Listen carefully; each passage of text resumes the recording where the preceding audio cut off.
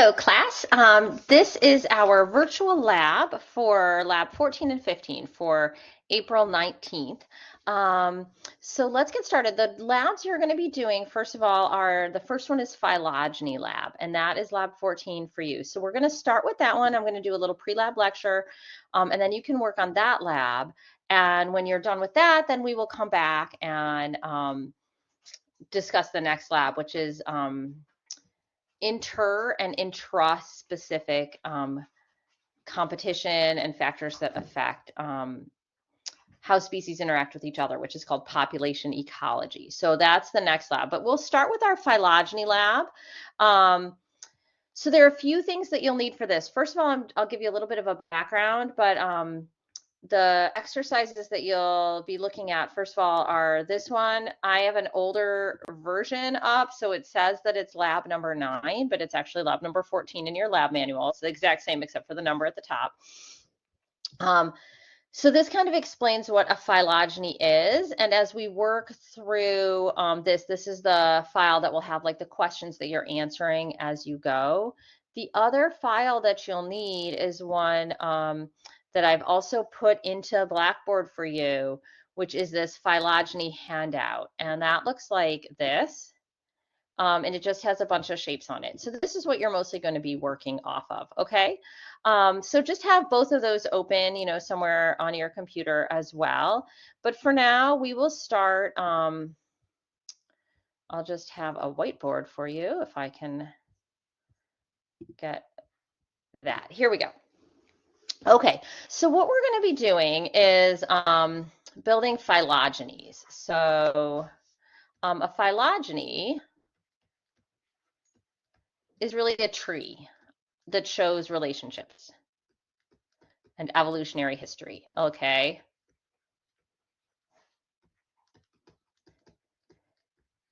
So if a basic phylogeny is something like this, where you just have two species here. So you have species A and species B.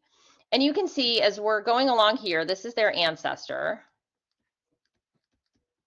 And at some point, right here, where I'm making this big circle, those two, this population of the ancestors split and they accumulated differences and became different species. So maybe this one accumulated, this trait that I'm making as a triangle, and maybe that's like fur, right?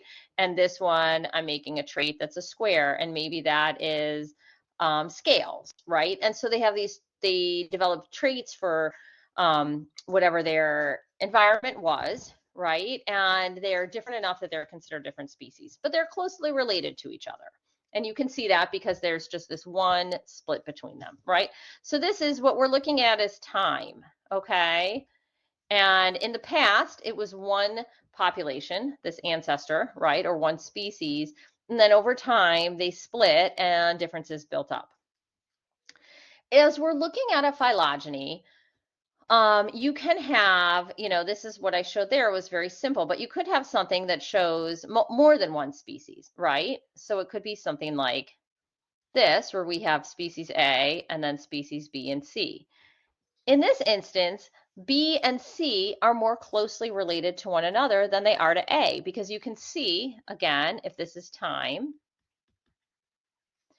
B and C divided from each other here, and A divided from B and C back here. So if this is time 1, right, if we go all the way back to time 1, that's when A, B, and C were all one species. This was their ancestor here, right? And here's time 1, it divided into A and then the ancestor of B and C. And then at time 2, B and C divided from each other, okay? Now I'm going to clear this whiteboard.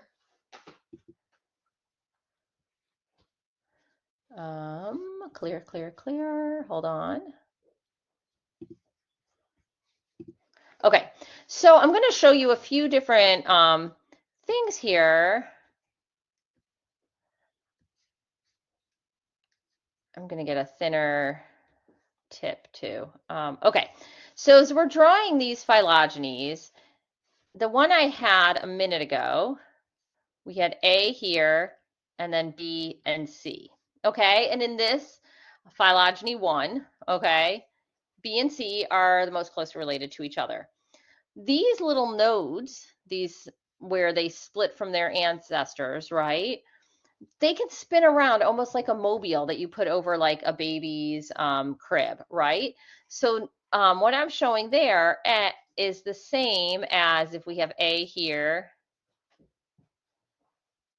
and then C and B, right? Those are the same. We just spun around on that little spot. But it still shows that C and B in this phylogeny number 2 are more closely related to each other than they are to A. We could also spin around this spot, that first split. And here we can have B and C and then A. This is again the same. We just spun around this initial node where the first split took place. We still have B and C most closely related to each other, right? They share this ancestor back here where I'm putting the star, and they don't share one with A until we get back here to where I'm making a square. Okay, so that square and that star are traits that they have, right? So A, B, and C all have that square trait, but only B and C have whatever that star trait is. And maybe the square trait is being able to breathe on land, right? And that star trait is having fur, right? So it's a trait that they share with all of their, like all the descendants of whoever this is here, right? But that A doesn't share with them. So these here, these trees that I've built, 1, 2, and 3, are all the exact same. All we've done is kind of spin around on this point here, okay? We've been spinning around on these nodes, but it shows that B and C are still more closely related to each other than they are to A, okay? So you can keep spinning things around. We could do a fourth one here where I do C and then B and then draw A, right? Again, B and C are more closely related to each other than they are to A. So in this case, A, B, and C are related, but B and C are more closely related. And our phylogenies 1, 2, 3, and 4, all these different trees that I've drawn are identical. They look different, but they're showing the same relationships, okay? So you should be able to look at one of these trees and say, is it the same or is it different? And I'll show you one that looks different now. So here's this tree with A and then B and C, right? This is this tree that we've been looking at, B and C most closely related to each other. If I drew one where B was here and A and C were together, that's a different tree, right? Now these two trees are not showing the same thing because this most recent split, in this case, at the top one, number 1 here, B and C are more closely related. But at this bottom one, number 2, A and C are more closely related. Okay, so what we're going to be doing today is building phylogenies. And the way that your lab set it up is, imagine that there are a bunch of runners going on a race, okay? And so if we go back to this, I'll go back to this file here.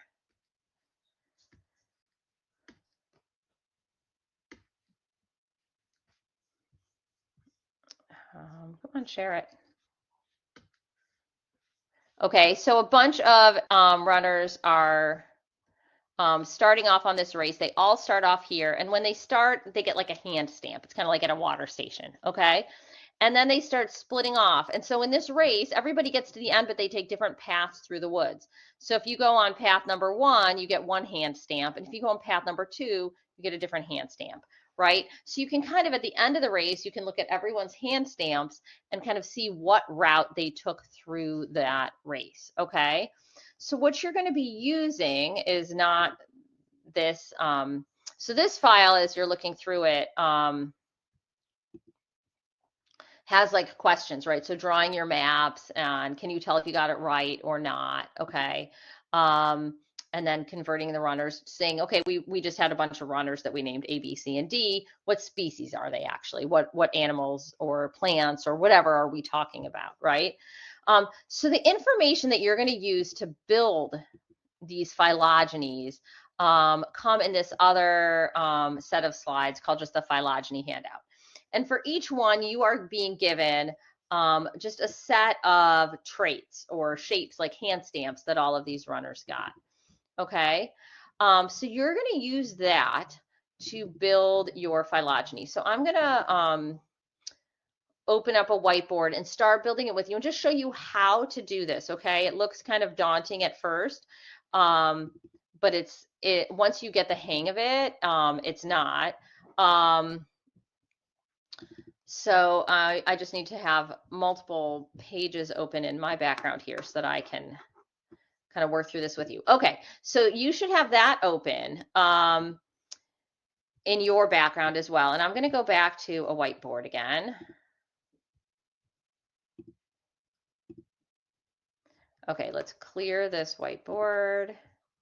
Okay, so what I recommend doing is making a list of all of the shapes. So if we look at like runner A, we see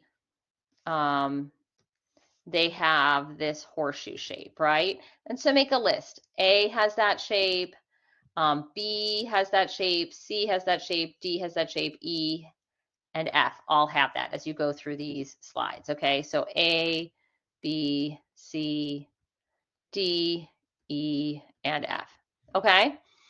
And next, we'll look at the next thing that A has, and it's a circle, okay? So we look at the circle shape, and who has that? A has that, and I'm just going through these, like these looks of this phylogenies. B does not have a circle, C does not have a circle, D has a circle, okay?